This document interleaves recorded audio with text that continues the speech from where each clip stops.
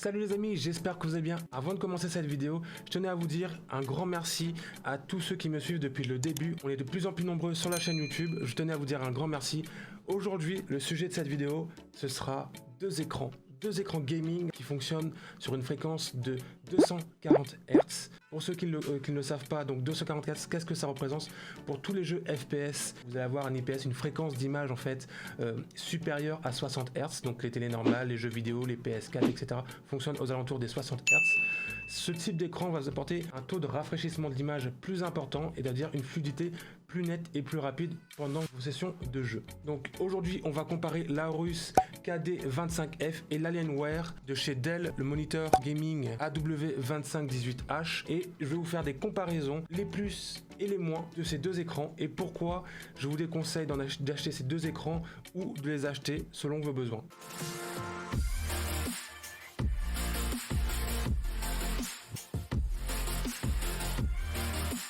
Tout d'abord, pourquoi on a acheté ces deux écrans?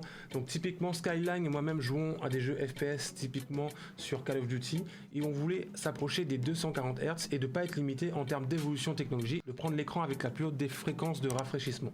Aujourd'hui, après un an d'utilisation de ces deux écrans, plusieurs points positifs et négatifs sont venus à l'avant, en fait des interrogations que peut-être que vous vous posez. Donc je vous invite à suivre le reste de cette vidéo pour comprendre pourquoi certains de ces écrans ne seront pas faits pour vous. On va commencer par l'écran de chez Alienware. Donc typiquement l'écran de chez Alienware, derrière on aura des LED mais qui sont assez faibles, donc qui vont pas forcément être intéressants de les avoir puisque un ruban de LED va être plus performant que les LED que nous avons à l'arrière de l'écran. On a une fréquence de 240 Hz. Attention, cette fréquence est utilisable uniquement sur le port display de l'écran, c'est-à-dire ceux qui veulent faire des setups double streaming avec un boîtier de capture tel que Elgato, on va avoir sur le boîtier de capture uniquement des ports HDMI, donc c'est-à-dire qu'en partant de la carte graphique, en allant vers le boîtier de capture qui se trouve sur la deuxième tour, on repart sur de l'HDMI qui va se brancher sur l'écran. Et malheureusement, le port HDMI de l'écran Alienware est un port HDMI 1.4 et qui va pas monter jusqu'à 240 Hz et qui va être bloqué à 60 Hz. Donc c'est-à-dire que vous allez rentrer avec du 240 Hz sur votre stream, mais pour jouer vous-même sur votre écran, vous n'aurez pas du 240 Hz. Et pour pallier à cela, ce que je vous propose, c'est d'acheter un port femelle HDMI vers du port display pour brancher justement votre écran sur le port unique, donc le port display qui va fonctionner en 240 Hz. Je trouve que c'est une solution pour un écran qui coûte assez cher que d'acheter un connecteur et pas avoir directement un port HDMI 2.0 sur votre écran. Je trouve ça assez dommage pour un tel écran. Typiquement, donc les deux écrans fonctionnent en 240 Hz. La différence, c'est le taux de rafraîchissement.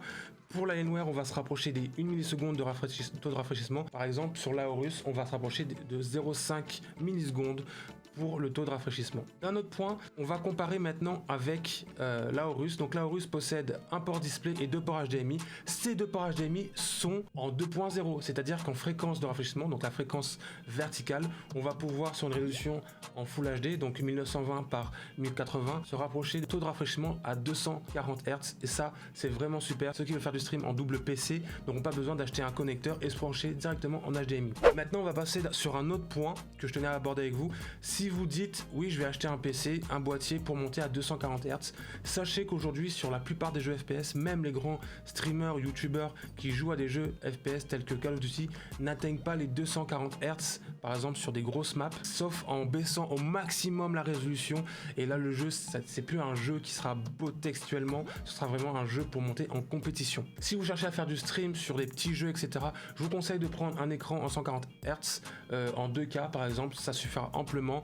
Typiquement, moi j'ai un i7 aujourd'hui avec une GTX 1080, ce n'est même pas une RTX, et je monte sur Call of à 140-160 FPS. Skyline a comme tour un i5 avec une RTX 2070, elle a les mêmes performances. Donc si vous cherchez à avoir de belles performances mais pas forcément atteindre les 240 Hz, je vous conseille de partir sur le type de config de Skyline. C'est une config moins onéreuse et qui sera d'autant plus efficace. Pour finir sur cette comparaison les amis, les deux écrans sont deux écrans très bien pour du FPS, comme je vous le dis depuis le début de cette vidéo. Ce sont deux dalles TN avec de belles fréquences, un beau taux de rafraîchissement. Cependant, il y aura un hic: si vous faites du montage vidéo des dalles TN, vous n'aurez pas un rendu des couleurs dont lequel vous attendez. C'est-à-dire que la saturation et les contrastes ne sont pas du tout les mêmes sur une dalle TN que sur une dalle IPS. Si vous partez sur une dalle IPS, ce sera un rendu qui se rapprochera plus, par exemple, d'une vidéo que vous regarderez sur téléphone ou sur votre télé. En tout cas, un conseil si vous voulez acheter un écran en 240 Hz ou en 144 Hz, ce que je vous conseille, c'est d'aller voir les fiches techniques qui sont sur les sites constructeurs.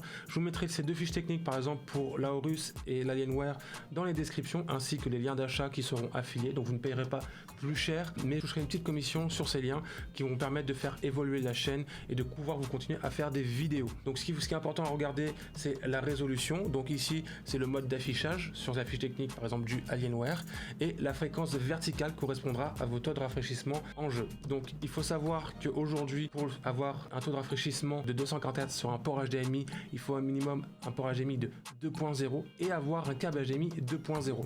C'est très important parce que si vous mettez un câble HDMI 1.4, en fait le débit qui va passer dans votre câble ne pourra pas être supporté et du coup vous n'aurez pas 244 Hz sur votre écran.